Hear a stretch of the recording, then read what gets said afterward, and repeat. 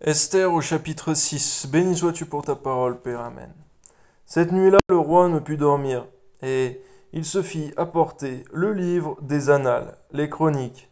On les lut devant le roi, et l'on trouva écrit ce que Mardochée avait révélé au sujet de Bigtan et de Téresh, les deux eunuques du roi, gardes du seuil, qui avaient voulu porter la main sur le roi Assuérus.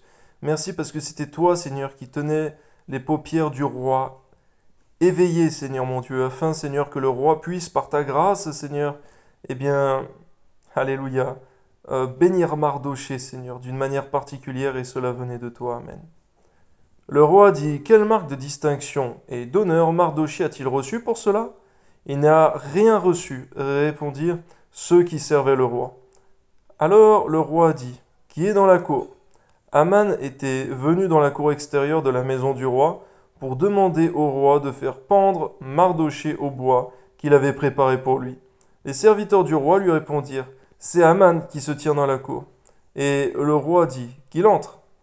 On voit, Seigneur mon Dieu, au passage que les œuvres, Seigneur, de Mardochée, ces bonnes œuvres, ont été écrites dans un livre, Seigneur, et que toi aussi, Seigneur mon Dieu, tu gardes nos bonnes œuvres, Seigneur. Aucune n'est oubliée, mais garde-nous, Seigneur, de tout péché non repenti, Seigneur mon Dieu.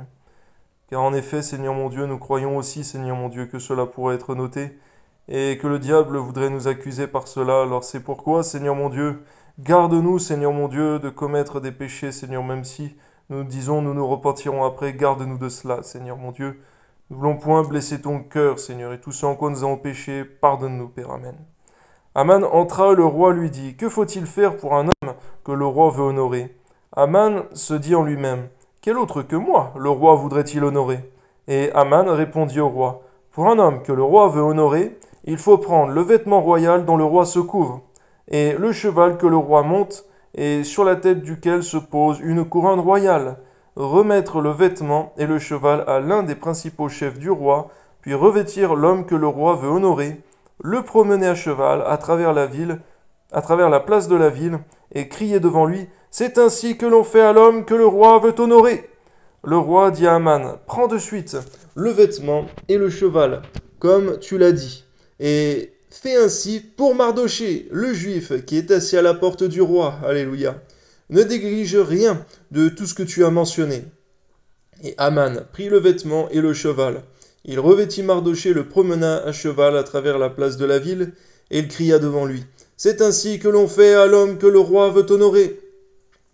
Mardochée retourna à la porte du roi, et Aman se rendit en hâte chez lui, désolé et la tête voilée. On voit, Seigneur, quelle humiliation tu fais à ceux, Seigneur mon Dieu, qui te haïssent.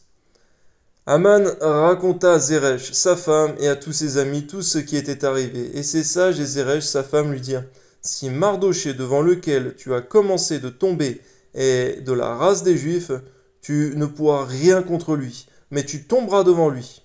On voit même que ses proches, Seigneur mon Dieu, avaient pu discerner ce qui arriverait.